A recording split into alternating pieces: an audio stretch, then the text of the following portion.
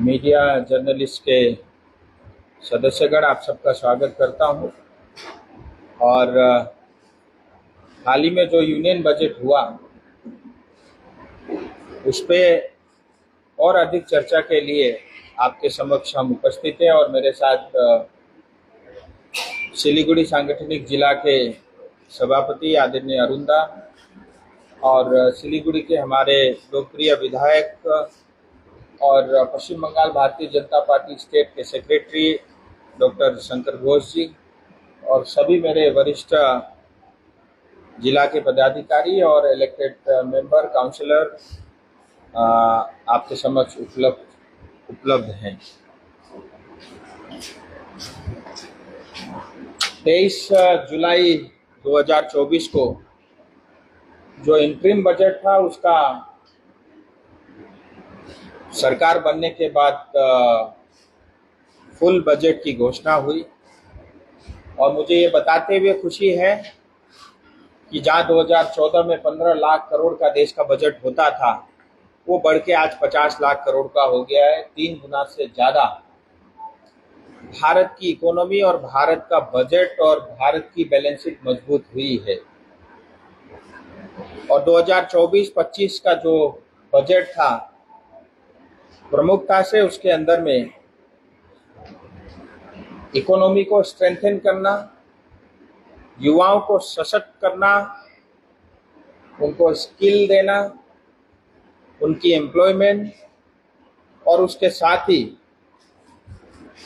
Agriculture को modernising तरीके से खेती करना और इंफ्रास्ट्रक्चर पे और अधिक जोर दिया है। इसी के साथ ही अर्बन डेवलपमेंट को प्रायोरिटाइज किया है, जिसमें हमारा सिलीगुड़ी शहर और दार्जिलिंग, कालिम्पोंग, मिरिक और करसंग की टाउन भी आती है।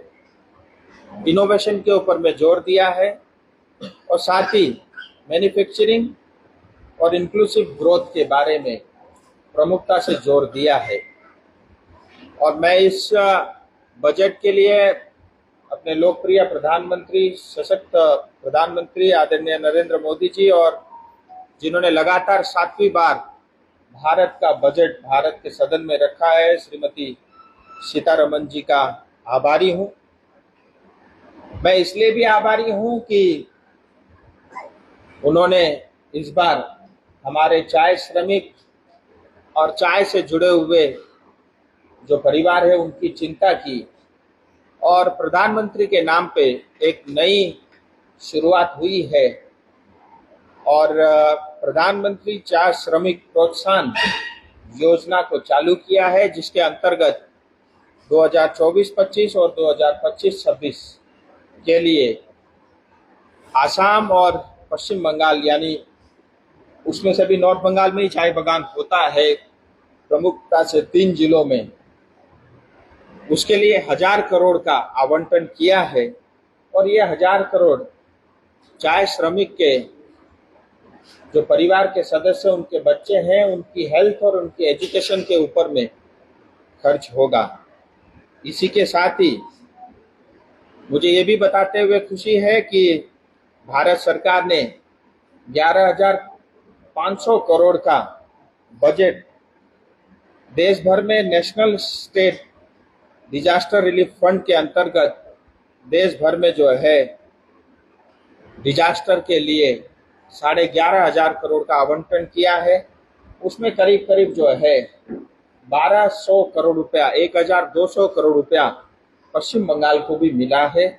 और मुझे ये उम्मीद है कि पश्चिम बंगाल सरकार इस बजट को और इस बजट का बड़ा हिस्सा जो तीस्ता में बाढ़ पीड़ित है, जिसमें कालिम्पोंग है, दार्जिलिंग जिला है और साथ ही जलपाईगुड़ी जिला में जो नुकसान पहुंचा है, जिन परिवार की क्षति हुई है, जिन परिवार का घर बहा है, जिन लोगों का घर का सामान का नुकसान हुआ है, जिन्होंने अपने परिवार को खोया है, उनके प्रति ये पैसा पश्चिम बंगाल सरकार खर्च करेगी, ऐसा मैं विश्वास करता हूं। इसके साथ ही रेलवे के लिए पश्चिम बंगाल को 14,000 करोड़ का एक साल का बजट आवंटन हुआ है। और इसके अतिरिक्त जो लॉन्ग टर्म प्रोजेक्ट है उसके लिए 60,000 करोड़ के रेलवे के प्रोजेक्ट ऑलरेडी कार्यान्वयन है, ऑलरेडी काम चल रहा है। और इसी के साथ ही हमारे विधायक के हमेशा ये आग्रह रहता था, सिलीगुड़ी जंक्शन और जलपाईगुड़ी एनजीपी का मॉडर्नाइजेशन के साथ साथ 100 जो है पूरे पश्चिम बंगाल में स्टेशन को अमृत भारत के अंतर्गत लिया गया है। मुझे ये भी बताते हुए खुशी है कि इस बार के बजट में इंफ्रास्ट्रक्चर पे जोर दिया है। लगातार जो है 11.1 लाख करोड़ का, यानी पिछले बार जो कैपिटल इंफ्रास्ट्रक्चर के ऊपर में जो खर्चा था उसमें 11% की वृद्धि करके 11.1 लाख करोड़ यानी 11 लाख करोड़ रुपए से ज्यादा का इंफ्रास्ट्रक्चर पे जोर दिया है। इसका सीधा अर्थ है इंफ्रास्ट्रक्चर से जुड़े हुए जो भी एंसिलरीज है उनको इसके माध्यम से फायदा होगा। और ये बहुत कम देशों में होता है जहां 11 लाख करोड़ की रकम फिजिकल इंफ्रास्ट्रक्चर के ऊपर में, कैपिटल इंफ्रास्ट्रक्चर के ऊपर में सरकार खर्च करती है। और जब सरकार का खर्चा इतना जोर जो है 20% से ज्यादा का पूरा बजट का हिस्सा अगर इंफ्रास्ट्रक्चर पे लगाती है, इसका मतलब इससे कारण जॉब क्रिएशन भी होगा और एंसिलरीज को भी फायदा होगा, डेवलपमेंट भी होगा, विकास भी होगा। और साथ ही जैसा मैंने कहा रूरल डेवलपमेंट को, रूरल इंफ्रास्ट्रक्चर डेवलपमेंट को जोर दिया है और उसके अंतर्गत 2.66 लाख करोड़ का बजट आवंटन हुआ है जो हमारे क्षेत्र के लिए बहुत ही लाभकारी होगा। इसी के साथ ही 1.5 लाख करोड़ जो है ये सेट किया है लॉन्ग टर्म जो है इंटरेस्ट फ्री लोन, यानी 1.5 लाख करोड़ का 50 साल तक किसी भी स्टेट को कोई मतलब इंटरेस्ट नहीं पे करना पड़ेगा, ऐसा 1.5 लाख करोड़ रुपए अतिरिक्त जो है इसमें एलोकेट किया है। इसके साथ ही जो स्टेटों को ग्रांट देती है केंद्र सरकार, क्योंकि आपको पता है एसजीएसटी और सीजीएसटी दो तरह के टैक्स कलेक्ट होते हैं और तीसरा एक डायरेक्ट टैक्स होता है जो पेट्रोल और लिकर से आता है स्टेट को। जो एसजीएसटी का हिस्सा जो इतना केंद्र राज्य का रहता है उसी के अनुपात से राज्य सरकार को जो है केंद्र सरकार भी आवंटन करती है। तो स्टेट को जो ग्रांट है वो 6.42 लाख करोड़ का आवंटन किया है, जिसमें बड़ा हिस्सा पश्चिम बंगाल सरकार को भी मिलेगा। और मुझे ये भी बताते हुए खुशी है कि पिछले 5 साल से लगातार जो पश्चिम बंगाल का हिस्सा था उससे 121%, 125% और अगर हम जोड़ें टोटल करें तो 131% अतिरिक्त जो है पश्चिम बंगाल को भारत सरकार ने पैसा दिया है। जो आए दिन ये आरोप लगता है कि पश्चिम बंगाल को नहीं दिया गया, ये सरासर गलत है और बेबुनियाद है। इसके साथ ही 1.62 लाख करोड़ का बजट एलोकेट किया है अगर किसी राज्य को लोन या एडवांस के रूप में चाहिए हो केंद्र सरकार से इंफ्रास्ट्रक्चर डेवलपमेंट के लिए, उसकी भी यहाँ पे मतलब एलोकेशन हुई है। इसका मतलब आप देखिए 6.5 लाख, 7, 8, 10 लाख करोड़ रुपया अलग अलग राज्यों को मिलेगा। और इस 10 लाख करोड़ रुपए में जो है पश्चिम बंगाल की आबादी 7.5% है, लेकिन इसमें पश्चिम बंगाल का हिस्सा 10% है। यानी आबादी अगर पूरे भारत की आबादी देखे उसकी तुलना में सबसे ज्यादा को दिया गया है। महाराष्ट्र का टैक्स कलेक्शन, टैक्स रेवेन्यू सबसे ज्यादा रहता है। मुझे बताते हुए दुख भी होता है, पीड़ा भी होती है, कष्ट भी होता है, लेकिन सच्चाई ये है जब देश आजाद हुआ टैक्स कलेक्शन और रेवेन्यू में पश्चिम बंगाल नंबर 1 पे होता था, नंबर 2 पे महाराष्ट्र होता था। लेकिन आज महाराष्ट्र नंबर 1 है और पश्चिम बंगाल का टॉप 10 में कहीं भी हिस्सा नहीं है। लेकिन उसके बावजूद भी जो है पश्चिम बंगाल को पूरा पैसा दिया है। महाराष्ट्र को 60,000 करोड़ मिला, लेकिन पश्चिम बंगाल को 93,000 करोड़ ये सिर्फ जो ग्रांट हुआ है अलॉटमेंट वो पश्चिम बंगाल सरकार को दिया गया है। इसी के साथ प्रधानमंत्री आवास योजना के अंतर्गत 3 करोड़ अतिरिक्त मकान घर बनेंगे गरीबों के लिए और उसमें से भी 1 करोड़ घर अर्बन सिटीज में बनेंगे, जिसके लिए 10 लाख करोड़ रुपए भारत सरकार खर्च करेगी। और ये 10 लाख करोड़ रुपए जो खर्च हो रहा है इसमें कलकत्ता, सिलीगुड़ी, आसनसोल ये जो बड़े शहर है, अर्बन शहर है, उनको इसका सीधा लाभ मिलेगा। और जैसा मैंने कहा कि ये बजट जो है युवाओं के ऊपर में फोकस है। अगले 5 साल में 4.1 करोड़ यानी 4 करोड़ 10 लाख युवाओं को रोजगार देना ये सरकार का एक लक्ष्य है, जिसके अंतर्गत हर साल 20 लाख युवाओं को भारत के टॉप 500 फॉर्च्यून कंपनी के अंदर में एक एक साल का इंटर्नशिप उनको कराया जाएगा और हर महीना 5,000 रुपया यानी प्रत्येक युवाओं के ऊपर में 60,000 रुपया भारत सरकार खर्च करेगी। और उसके अलावा टॉप अप एट उसमें 6,000 रुपया वन टाइम ग्रांट के रूप में भी युवाओं को दिया जाएगा। आप कल्पना करिए, जब 500 टॉप फॉर्च्यून कंपनी, रिलायंस जैसी कंपनियों में हमारे देश के युवा काम करेंगे, उनका एक्सपोजर होगा, फिर एक साल ट्रेनिंग और उनके वहां काम करने के बाद का जो उनका एक्सपर्टाइज, उनकी जो स्किल होगी, उसके कारण मार्केट में उनकी डिमांड रहेगी। और जैसे भारत को आज स्किल की, टेक्नोलॉजी की, इंजीनियरिंग की, वो देश को भी मिलेगा। और इसके साथ ही महिला सशक्तिकरण के लिए, ह्यूमन लेड डेवलपमेंट के लिए 3 लाख करोड़ का बजट का आवंटन हुआ है। हम जहां सिर्फ महिलाओं की सशक्तिकरण की बात होती थी, आज महिलाओं को जो है 30% आरक्षण देने का काम भी सरकार ने किया है।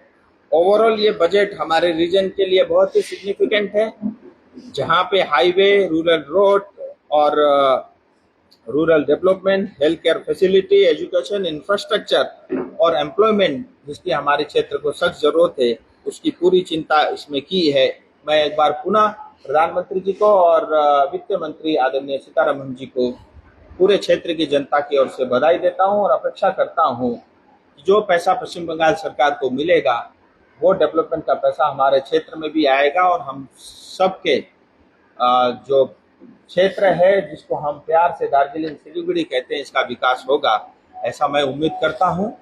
यही विषय मुझे रखना था। आप कुछ रखेंगे?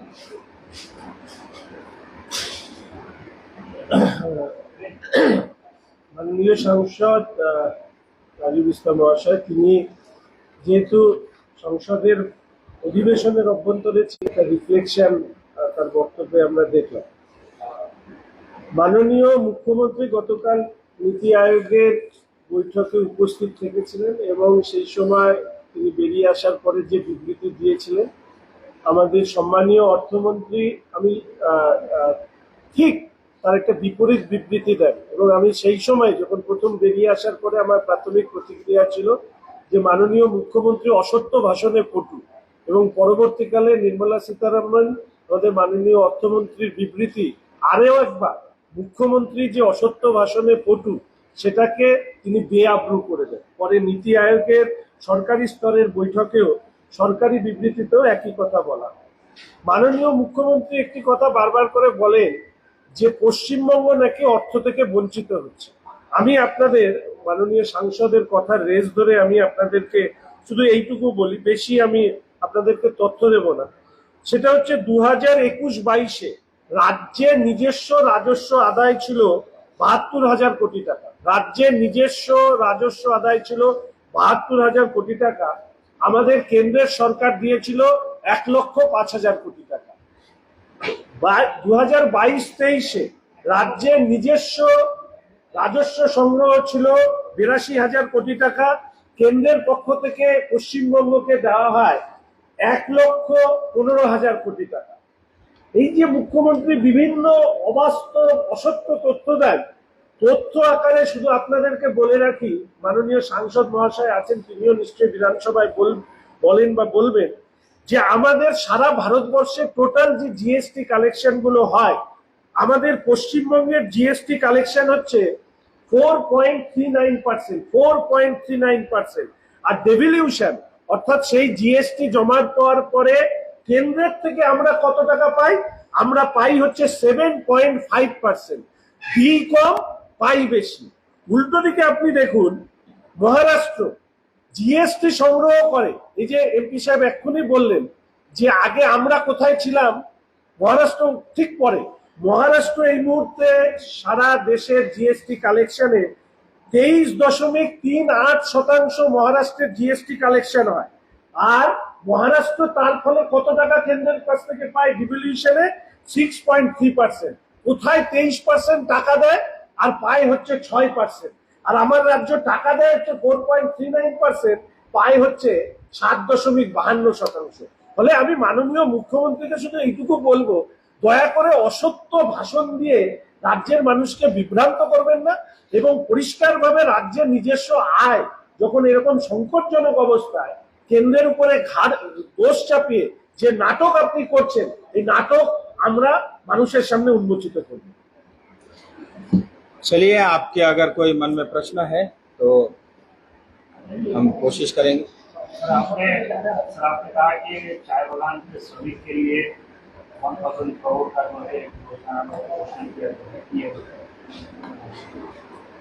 चाय श्रमिक प्रोत्साहन योजना, मतलब इंडस्ट्री के लिए कुछ किया गया है। इंडस्ट्रियलिस्ट बोल रहे थे ये बहुत पहले से सिक हो गया है, 10 बागान दार्जिलिंग में बंद है। ऊपर से कोविड के टाइम 2021 में 100 करोड़ का एक सेंट्रल गवर्नमेंट से फंड दिया गया था रिनोवेशन के लिए, मगर अभी तक उनके हाथ में नहीं लगा। इस समय पे करने के बाद भी इंडस्ट्री को कुछ नहीं मिला है, इसके लिए उनके अंदर डिसअपॉइंटमेंट। मैं चाय की जो इंडस्ट्री उसको लेकर के बहुत ही व्याकुल हूँ, चिंतित हूँ। और वास्तव में चाय की इंडस्ट्री नॉर्थ बंगाल में और विशेष करके दार्जिलिंग में बहुत अच्छी अवस्था में नहीं है। और ऐसा ही चलता रहा तो 10 साल बाद शायद ही कोई चाय इंडस्ट्री को चलाना चाहेगा। और आज भी ज़्यादातर जो उद्योग, चाय उद्योग से लोग जुड़े हुए हैं, वो घाटे में चल रहे हैं। उसके कई कारण हैं और कहीं ना कहीं मुझे ये भी लगता है कि जो टी बोर्ड की जो भूमिका होनी चाहिए थी, वो भूमिका ठीक नहीं है। टी बोर्ड रेगुलेशन और रेगुलेटर को कंट्रोल करके बैठा है, जो अंग्रेज के समय शायद ठीक था। प्लांटेशन लेबर एक्ट जब बना, शायद उस समय उसकी उपयोगिता थी, लेकिन आज वो ठीक नहीं है। टी बोर्ड का काम होना चाहिए टी प्रमोशन का, विदेशों में टी को प्रमोट करें, हिंदुस्तान डोमेस्टिक मार्केट में टी को प्रमोट करें, चाय का कंजम्पशन बढ़ाएं और चाय के बारे में जो है पब्लिसिटी करें। लेकिन ठीक विपरीत जो है, चाय पत्ती कब टीपनी कब नहीं टीपना, सो चाय का रेगुलेशन में ही कीबोर्ड उलझा, उसमें भी परिवर्तन होने की आवश्यकता है। ये विषय मैंने बहुत प्रमुखता से रखी है। और मेरा ये कहना है कि जो टी इंडस्ट्री, आज बैंक वाला भी इसको नेगेटिव लिस्ट में रखा हुआ है। लोन मांगो तो बैंक वाला लोन भी नहीं देता। और मेरा आग्रह है भारत सरकार से, जो इस बार के बजट में भी मैं रखूंगा, शायद मुझे कल इसकी बोलने का मौका मिलेगा, तो मेरा इसमें ये मांग है कि चाय इंडस्ट्री को एग्रीकल्चर के साथ जोड़ देना चाहिए, जिससे उनको लोन मिले और उनको सुविधा मिले। और साथ ही भारत सरकार से मेरी एक मांग है कि एक स्पेशल वन टाइम पैकेज इस इंडस्ट्री को, जिस तरह से 1000 करोड़ रुपए आपने चाय श्रमिकों को दिया, इसी तरह से एक बड़ा पैकेज जो है वन टाइम हेल्प और पैकेज, स्पेशल पैकेज देने की आवश्यकता है, अगर चाय बागान को हम जिंदा रखना चाहते हैं। मैं पूरी तरह इंडस्ट्री के साथ हूँ। और इसके साथ ही मेरी चाय के जो इंडस्ट्री है उनके साथ भी एक मेरा निवेदन है, उनमें भी एकता होने की आवश्यकता है। विरोधाभास बहुत है। आसाम के चाय बागान कुछ और बात बोलते हैं, बंगाल के कुछ और बोलते हैं, और अन्य चाय बागान के लोग कुछ और बोलते हैं। उनमें आपस में तालमेल बैठने की आवश्यकता है, क्योंकि चाय के बुशे 100 साल से पुराने हो गए हैं। उसमें नया इन्वेस्टमेंट करने की प्लांटेशन में बहुत आवश्यकता है।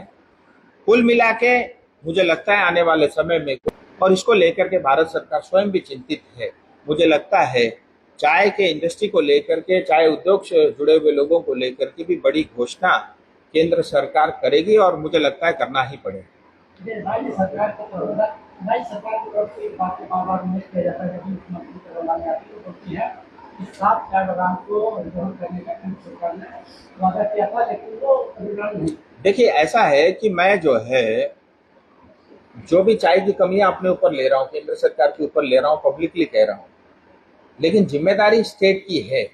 स्टेट सिर्फ रेवेन्यू लेता है, जमीन स्टेट के पास है, बिक्री करना, खरीदना स्टेट काम करता है, लेकिन स्टेट ना तो कोई उम्मीद है, ना कोई स्टेट को पूछता है। और स्टेट के जो अपने चाय बागान थे वो तो उन्होंने बेच दिए, और ऐसा पार्टी को भेजा। आज जो 10 चाय बागान है, जिसको बेचा उसी के चाय बागान आज बंद है, और उसमें से बहुत बड़ा हिस्सा पश्चिम बंगाल सरकार को गया है ब्लैक मनी के अंतर्गत, और आज ये अवस्था है। लेकिन नॉर्थ बंगाल से टीएमसी को प्रेम नहीं है। हमें अपने दम पे, अपने बलबूते पर नॉर्थ बंगाल को बनाना होगा। मैं आपके माध्यम से अपनी जनता से अपील करता हूं, और हम निकल पड़े हैं नॉर्थ बंगाल को विकसित नॉर्थ बंगाल बनाने। सर, आपने कहा है कि टीएमसी का नॉर्थ बंगाल के ऊपर कोई प्रेम नहीं है, बीजेपी का क्या है नॉर्थ बंगाल के लिए? इस बजट में भी कोई स्पेसिफिक आप बताएंगे कि जिसमें डेवलपमेंट के लिए कुछ दिया गया और स्पेसिफिक? ऐसा है, आप मुझे बताइए कौन सा राज्य कौन से जिला का स्पेसिफिक बजट इस बजट में घोषणा हुई है? लेकिन फिर भी उसके बावजूद तो मैंने आपको कहा दार्जिलिंग जिले के चाय बागान को लेकर के 1000 करोड़ रुपए अलॉटमेंट हुआ है। डिजास्टर को लेकर के 11,500 करोड़ पश्चिम बंगाल को दिया गया है। 4.1 करोड़ 4 करोड़ से ज्यादा युवाओं को स्किलिंग और रोजगार मिलेगा, वो हमारे क्षेत्र से भी रहेंगे। 2.68 लाख करोड़ का रूरल इंफ्रास्ट्रक्चर डेवलपमेंट होगा क्षेत्र में है, और 10 लाख करोड़ से 1 करोड़ आवास योजना अर्बन बनेंगे, जिसमें सिलीगुड़ी को दार्जिलिंग को फायदा होगा। 3 करोड़ प्रधानमंत्री आवास योजना बनेंगे, 26,500 घर हमारे दार्जिलिंग जिले के बनेंगे। तो मुझे लगता है हमारे लिए इसमें बहुत कुछ है, बस हमको प्रयास करना पड़ेगा, उसके अंदर डूब करके देखना पड़ेगा। ये तो बोल रहे हैं आप लोग सोच नहीं रहे। मुझे ये बताइए टीएमसी ने कोई चिंता की है क्या? ऐसा है, टीएमसी को वोट मिल जाता है क्योंकि उस समय वोट के समय में इंपोर्टेड वोट बैंक का बड़ा हिस्सा टीएमसी को मिलता है, इसीलिए जीत जाता है।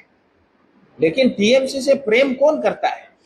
मुझे लगता नहीं। टीएमसी के हमारे अपने नेता और कार्यकर्ता भी उनके बड़े नेताओं से प्रेम करते होंगे या उनकी योजनाओं के कारण उनको लाभ होता होगा, मुझे ऐसा दिखता नहीं। और दूसरा हमको ये भी समझना चाहिए, आप देखिए 3.78 लाख करोड़ पश्चिम बंगाल का बजट है कि नहीं है एनुअली, अभी भी फिर पेश होगा। नॉर्थ बंगाल डेवलपमेंट बोर्ड को कितना मिलता है? 860 करोड़ रुपया, उसमें से 50% खर्चा होता है, 450 40% 500 करोड़ रुपया वापस, यानी हमारे को 0.002% बजट अलॉटमेंट होता है, 0.001% बजट मिलता है। ऊंट के मुंह में जीरा। तो इससे बात स्पष्ट होता है 4 लाख करोड़ के बजट, लेकिन 50 लाख करोड़ जो देश का बजट में, मैंने आपको इतना कुछ गिना दिया। सर, मेरी सवाल, जैसे मोदी सरकार जिस हिसाब से जो काम करते हैं सभी, बायोमेट्रिक जो fingerprint. Dreaming of visiting Mirik? Luxury meets serenity, a perfect blend in Mirik's Mount Queen. Joy has no end. Just a 1.5 hour drive from Siliguri. The perfect destination for relaxation or corporate events. Experience breathtaking views of Mirik Lake and the pine tree landscape from the hotel, featuring exquisite banquets and spacious luxury rooms. Mount Queen Hill Resort and Spa, your new destination for a luxurious retreat in Mirik. Call to book 8001337000. Can you believe this? के तपाईलाई थाहा छ सिलिगुडी फार्मेसीले हरेक औषधिमा दिइरहेको छ 22% छुट, साथै सिलिगुडीमा निशुल्क होम डेलिभरी। सिलिगुडीदेखि बाहिर पनि कोरियर शुल्क मात्र 50 रुपैयाँ। अर्डर गर्नलाई झट्ट सम्पर्क गर्नुहोस्। पसल बिहान 7 बजेदेखि राति 12 बजेसम्म खुल्ला रहनेछ र यहाँ 99% औषधिहरू पाउन सक्नुहुनेछ। सिलिगुडी फार्मेसीमा एक पोलिक्लिनिक पनि छ, जहाँ तपाईँ सिलिगुडीको प्रतिष्ठित डाक्टरहरूसँग सम्पर्क पनि गर्न सक्नुहुनेछ। Siliguri pharmacy, Netaji mode, Subhashpalli. Contact number 9933990001। जता हेर उता नै छ चार डिजिट मा अब प्रथम पुरस्कार। Nagaland state dear 500 super monthly lottery, पहिलो पुरस्कार 2.5 करोड़ ग्यारेंटी, मात्र 4 डिजिट मा। टिकट 500 रुपया। ड्रॉ 27 जुलाई। पहिलो पुरस्कार केवल बिक्री भएका टिकटबाट। आपका पहाड़ घूमने का सपना हो तो Darjeeling blossom eco tourism complex आपके लिए सटीक विकल्प है। यहाँ आप पाएंगे प्राकृतिक सौंदर्य, 360 डिग्री दृश्य और उच्चतम सेवाएं। कांचनजंगा, 4 धाम नामची, सुबह की सूर्योदय, नाथुला रेंज और तीस्ता रिवर के बेहतरीन दृश्य यहाँ आपका स्वागत कर रहे हैं। यहाँ पे सुविधाजनक बेडरूम और मैरिज पार्टी तथा अन्य कार्यक्रमों के लिए विशेष हल भी उपलब्ध है। तो बुकिंग करें और अपने घर से दूर होकर पहाड़ी शांति का आनंद लें। दार्जिलिंग ब्लोसम इको टूरिज्म, छोटा मनगुआ, दार्जिलिंग। अधिक जानकारी के लिए कॉल करें 9800072639। Hi guys, Tony Perry here from Windmill Recording Studios in Dublin. I'm super excited to be visiting with you in Madavi Skills University to launch its Media and Entertainment School. We'll be launching a new program. It's one of a kind. It's a world-class audio program. It's in conjunction with MSU, Windmill Lane, with B4M and NHQ. This is going to be a fantastic program and look forward to seeing you all on the MSU campus.